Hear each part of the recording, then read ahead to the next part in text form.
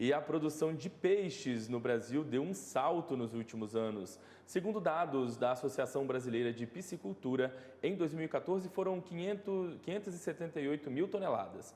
Em 2022, mais de 860 mil toneladas, incremento aí de 48,6% nos números. Mas especialistas alertam que o crescimento da piscicultura precisa vir acompanhado de boas práticas de manejo, como o bem-estar animal. Vamos saber melhor o que isso significa na prática? Para isso, eu convido para uma conversa agora ao vivo comigo o médico veterinário e pesquisador da Embrapa Pesca e Aquicultura, Leandro Canamaru Franco de Lima. Oi, Leandro, seja muito bem-vindo aqui ao Agromanhã. Bom dia, Felipe, tudo bom? Bom dia, agradeço a oportunidade. Leandro, a gente ouve muito falar aí em bem-estar animal para suínos, aves e para o gado. Inclusive, a gente acabou de falar sobre esse assunto aí com um dos nossos colunistas, o bem-estar para vacas leiteiras. Mas os peixes também são capazes aí de sentir e responder aos estímulos do ambiente com certo grau de consciência, né?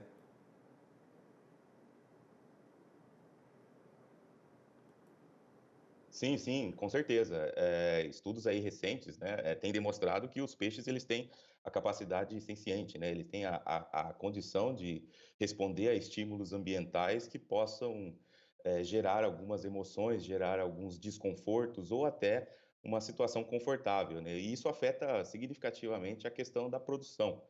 Quando esse ambiente ele não é adequadamente favorável ao desenvolvimento desses animais, e isso manifesta uma situação muito ruim para a produção lá no frigorífico, quando a gente percebe algumas alterações em termos de qualidade de carne que esse animal vai apresentar e que vai diminuir possivelmente lá rendimento, a questão da textura dessa carne, a coloração. Então isso influencia bastante, impacta muito no rendimento, no peso final desse filé. Então, é importante que o produtor tenha esse conhecimento em relação às práticas a serem adotadas desde o sistema de produção, lá desde a criação desses animais, né, em todas as suas fases produtivas, para que se tenha um produto de alta, vamos dizer assim, qualidade e ofertado ao consumidor, né?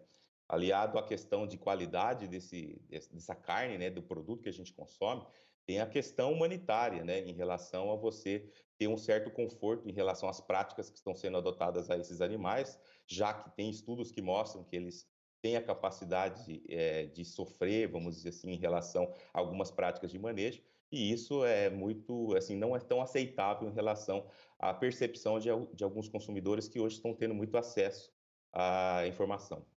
Pois é, você estava falando aí sobre essas boas práticas. Eu queria que você exemplificasse um pouco algumas dessas práticas aplicadas ao bem-estar dos peixes. Quando a gente pensa em bem-estar na produção, né, nós estamos falando muito em relação a, por exemplo, a forma com que esse animal é tratado durante a sua vida, né? A diferença, vamos dizer assim, básica em relação às outras espécies de produção animal é que o peixe, né, exemplificando aqui no caso do peixe, né, porque o pescado ele envolve vários organismos aquáticos, ele é criado dentro de um ambiente aquático, né, ele está abaixo da água. Então, você precisa manter a qualidade com que essa água está sendo ao redor desses animais, né, de uma boa qualidade. Cada espécie, cada peixe tem uma exigência específica em termos de oxigênio dissolvido, em termos de pH, em termos de solubilidade. A questão da qualidade da água é muito importante para que você tenha, logicamente, um conforto para esse animal. Além disso, tem as questões de taxas de lotação adequadas para cada espécie, a questão da nutrição, da alimentação desses animais, né? Quando você ofertando uma ração de boa qualidade, você obedecendo a uma prática que inclui o adensamento, né, que é a quantidade de peixe que você tem dentro do seu tanque adequada para cada espécie, vai favorecer com que os animais sejam cultivados, sejam criados de uma maneira adequada, de uma maneira confortável. E, consequentemente, após a engorda desse animal, você tem a despesca, a retirada desses animais da água para que ele vá, por exemplo, para o frigorífico, para que ele vá, por exemplo, para onde ele seja processado, abatido, insensibilizado. E aí também você tem que ter cuidados em relação ao manejo desses animais para que eles não agonizem por muito tempo, porque a partir da hora que você retira esse animal da água, né, ele acaba sofrendo, porque ele está fora do seu habitat natural. E aí, quando você passa muito tempo com esse animal antes dele ser abatido fora da água, esse animal vai agonizando, vai se estressando, e isso é prejudicial para o frigorífico, para o processamento e, consequentemente, para a comercialização desse produto. Você falou aí então sobre a forma de abate, digamos assim. Existe uma maneira então mais adequada de se fazer isso? Tem uma expressão, se eu não me engano, insensibilização, não é isso? Que Isso. se faz aí? Seria uma técnica mais adequada então para minimizar esse estresse na hora do abate e com isso não prejudicar a qualidade da carne? Sim, sim. Assim, na academia, né, nos estudos que tem na literatura científica, existem várias formas que estão sendo estudadas, né, porque quando a gente fala em peixe, né, em pescado, existe uma grande variedade de tipos, de formas, de tamanho. Você pega, por exemplo, um lambari, que é pequenininho, uma tilápia, você pega, por exemplo, um pirarucu, que é muito grande, né? Eu estou falando aqui peixes de cultivo, por exemplo. Então, cada espécie tem a sua exigência, tem o seu tamanho, a sua capacidade corporal em relação a você utilizar algumas práticas de insensibilização, práticas de abate. A insensibilização é um método que você usa, basicamente, previamente à morte desse animal, para fazer com que ele não sinta dor quando você vai fazer, por exemplo, uma sangria, né? O corte dos vasos sanguíneos para que você tire o sangue desse animal e, consequentemente, ele possa ser processado e beneficiado numa indústria processadora. Então, a forma mais utilizada hoje pelo setor, né, é a chamada de choque térmico ou termonarcose, que é você utilizar a água com gelo. Então você pega esses peixes, coloca ele num recipiente onde tem gelo e água suficiente para você paralisar as atividades desses animais. Eles paralisando essas atividades, você vai favorecer, entre aspas, né, uma minimização do desconforto na hora de você fazer o corte, a secção dos vasos. Só que existem algumas controvérsias, né, em relação à utilização de água com gelo, porque os peixes tropicais, principalmente que a gente tem aqui no país, eles podem se sentir, vamos dizer assim, desconfortáveis durante o tempo em que estão presentes em uma água contendo baixas temperaturas. Então, existem outras formas que estão sendo estudadas, como, por exemplo, o uso do choque elétrico, né? Ou mesmo a concussão, que seria uma pancada, né, entre aspas, ou um golpe que é realizado na região cerebral desse animal para que cause uma insensibilização momentânea, um atordoamento que a gente fala. E, consequentemente, esse animal não sofra na hora de fazer o seu processamento, seu futuro processamento. Então, basicamente, a gente tem algumas formas que são utilizadas hoje na prática, mas que existem estudos para melhorar essa condição de insensibilização desses animais. Tá?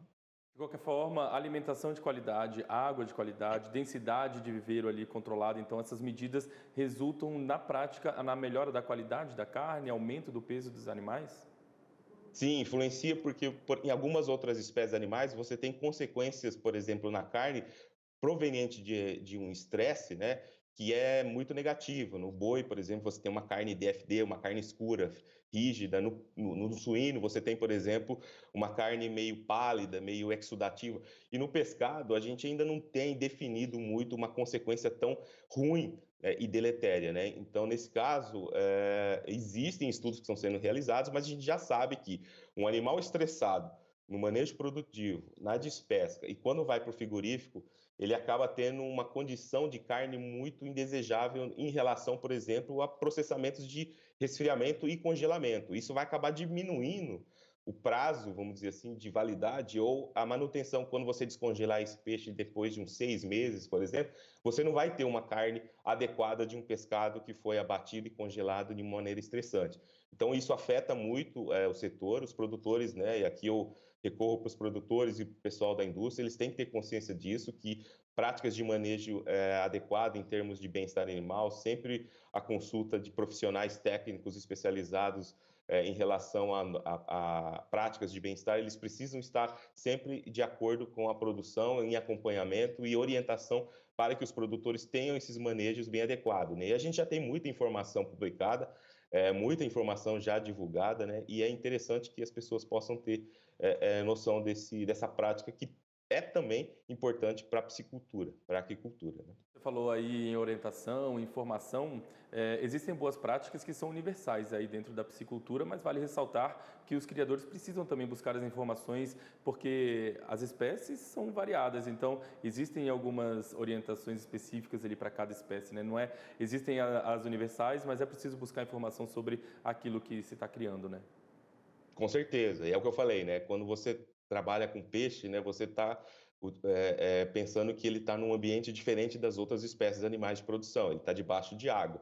Então, esse conceito envolve algumas diferenças, mas que na prática, né, a gente tem que sempre tomar cuidado com questões de bem-estar em relação à qualidade do ambiente que esse animal está sendo submetido à criação, as questões de alimentação, as questões de convivência, ou seja, a estocagem adequada desse animal no ambiente produtivo, a questão do tratamento, né, aparecimento de doenças. Então, é sempre importante ter a consulta de um médico veterinário para estar acompanhando a sua produção, a consulta de um zootecnista, de um pessoal especializado na questão nutricional desse animal, técnicos que tenham conhecimento, por exemplo, na parte de viveiros, na parte de construção de viveiros, para que façam um ambiente adequado ao cultivo desses animais e por aí vai. É importante que o produtor tenha esse conhecimento, busque essa informação, né?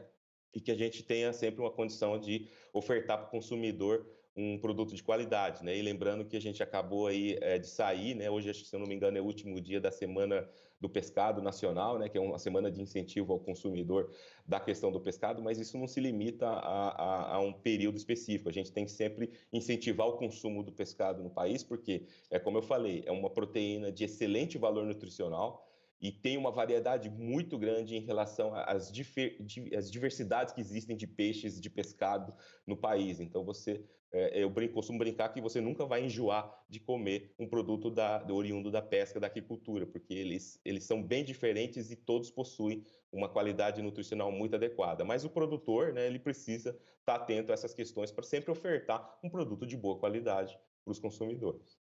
É isso, estudo, informação, capacitação é a chave do sucesso para qualquer produção dentro do nosso setor, né, Leandro? Queria agradecer a Isso. sua participação aqui com a gente no Agromanhã, viu? Deixar o espaço aberto para que volte sempre com novas informações, novidades aí sobre o setor da pesca, da piscicultura, da aquicultura. Muito obrigado mais uma vez por ter participado aqui com a gente hoje.